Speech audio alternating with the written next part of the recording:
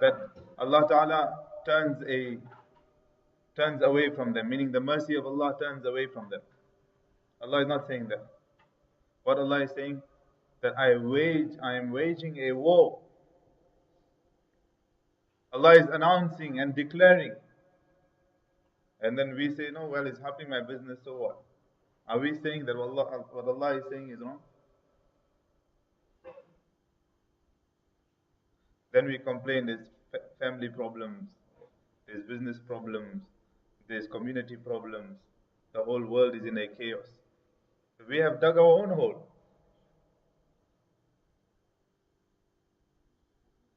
So that's like building a castle in the air that I'll take this much and then this will happen, I'll help so many people. Allah knows that you have already stolen the morsel from thousands of people. That is riba. Read the history of riba.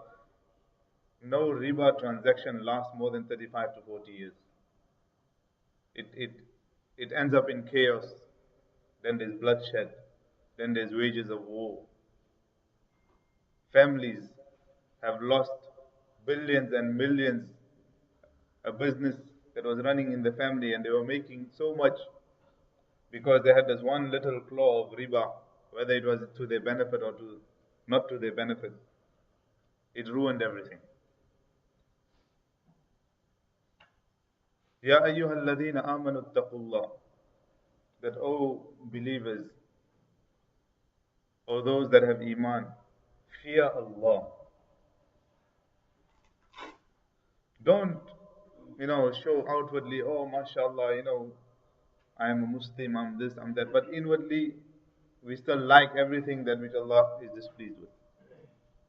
We still admire the lifestyle of everyone else.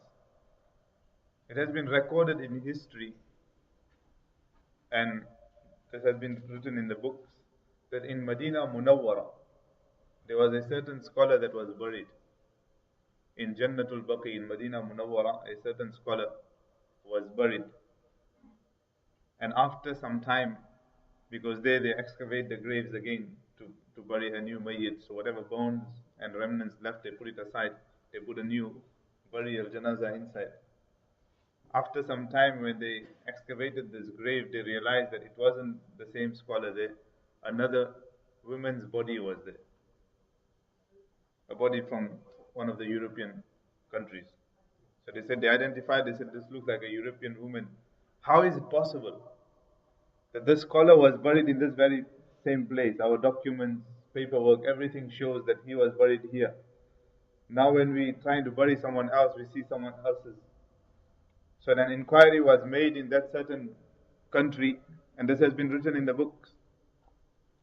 When they found out that that scholar's body was there, and was in a very pitiable condition, in the same place where this woman was buried. So the scholars were asked that, what is this? They made some tahqiq, they done some research with the family members, etc. They said he was a good man, but every time when he had to take the farad ghusl, take a shower, wajib shower, he would say that, you know what, here we have to take shower before Fajr Salah. In the European countries it's so nice, they don't have to shower. Na'udhu billah. Admiring and belittling the way of Rasulullah sallallahu alayhi wa sallam. Admiring others' lifestyle.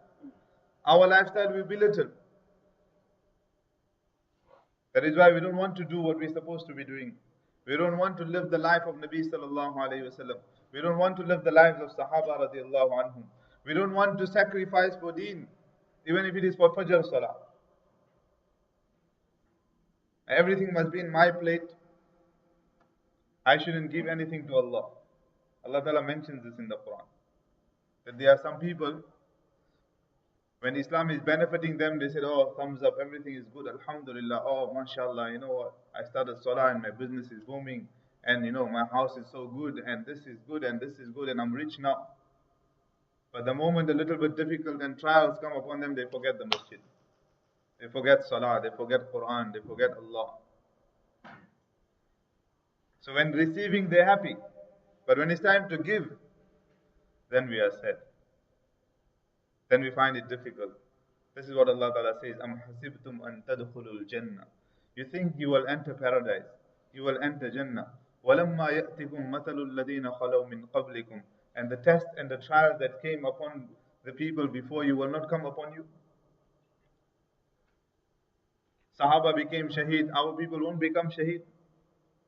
Sahaba gave their lives. You think a time won't come upon us where we will have to be giving our lives as well for the deen of Allah, for the cause of Allah. Sahaba sacrificed their women and children. They left them at home to go to the four corners of the world and spread the message of deen. Don't you think that requirement is also made from us? But what we hide behind the shield. You know what shield we hide behind? We hide behind the shield saying, those were Sahaba, they could do it. We are very weak, we can't do it. Na'udhu billah. They were also humans like us. They also had feelings like us. They also had emotions like us. Yes, they were held in high esteem in the eyes of Allah subhanahu wa ta'ala. Definitely. So sacrifices is only for them, is not for us. This is the question we need to raise, my dear brothers. Within our homes, within our families, within ourselves, وَفِي أَنفُسِكُمْ. Look within yourselves. وَلَمَّا يَأْتِكُمْ مَثَلُ الَّذِينَ خَلَوْا مِنْ قَبْلِكُمْ مَسَّتْهُمُ الْبَأْسَاءُ وَالضَّرَّاءُ. That they were afflicted with difficulties and trials. وَزُلْزِلُوا. And they were shaken. Their legs were staggering. حَتَّى يَقُولَ الرَّسُولُ وَالَّذِينَ آمَنُوا مَعَهُ. How much were they shaken? That even the Prophet and the mu'mineen would say that when the help of Allah will come, that, oh Allah, we have reached the pinnacle of our sacrifices now. Open your doors of mercy. Ala inna nasrallahi qareeb. When that type of sacrifices will be taken from you, then you will receive the mercy of Allah. Then we will receive glad tidings from Allah subhanahu wa ta'ala, whether in this world or in the hereafter. So that what we see in the news, it should not despair us. Let us not become despondent. At the same time, let us not become complacent. Complacency is a great tool that Shaitan uses against Muslims. Two things, procrastination and complacency. I'm okay. My daughter is okay, my son is okay. So and so's daughter doesn't even wear a scarf. My son is okay, so and so's son, he smokes something else. At least my son is only smoking a cigarette. Na'udhu billah. Is this how we categorize? Or are we supposed to be looking the other way of deen? That so and so's son is performing 5 times salah. Why is my son only performing 2 salahs? So and so has done so much in deen. This was the nature of Sahaba. They used to compete with one another in deen. And time is short to go into those details. When it comes to dunya, we look at those people that are better than us. Oh, he has a nice car, nice house, this, that, I need to work towards that. But when it comes to deen, we look at those that are below us. It's supposed to be the other way around. Nabi Sallallahu Alaihi Wasallam says, when it comes to dunya, look at those that are less privileged than you. It will give you the sense of shukr. You'll be grateful to Allah that Alhamdulillah, Allah, at least you've given me a house. At least you've given me food to eat. At least you've given me a car. There are people around the world, they don't even have food to eat. Their cars are parked behind the masjid. No one's there to pick it up. They went to the masjid. They didn't even know that they will return. At least Allah has protected us from that. And when it comes to deen, look at those that are better than you. It will make you do more. Rest assured, my brothers, if those 50 people of New Zealand or those 160 people that passed away in Mali, unfortunately, it wasn't even in news.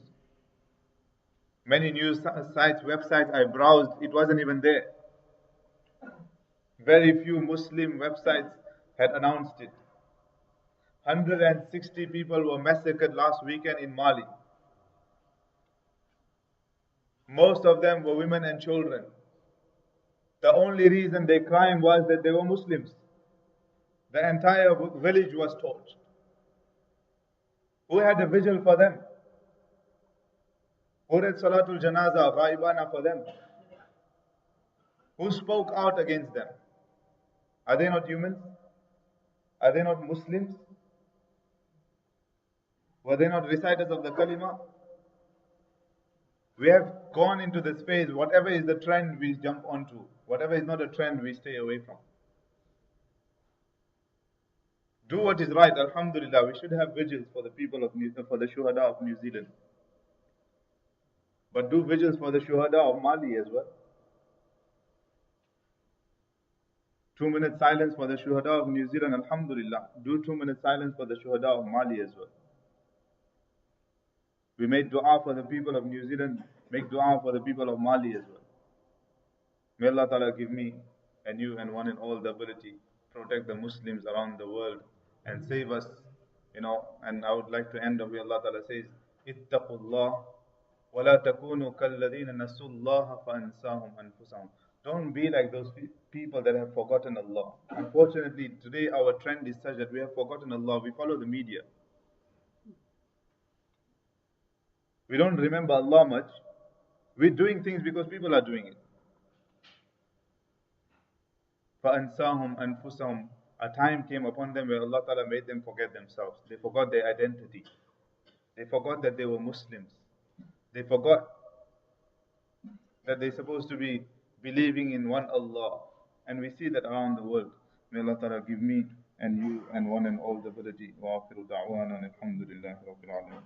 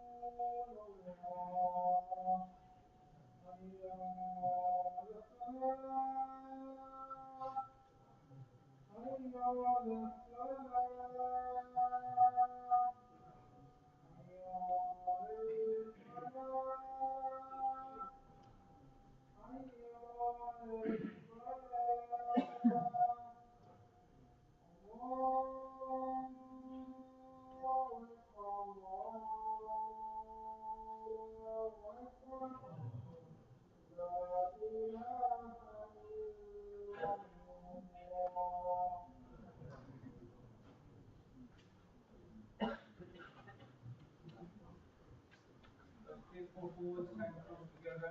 Let the space for brothers to coming in. Fill up all the gaps, please.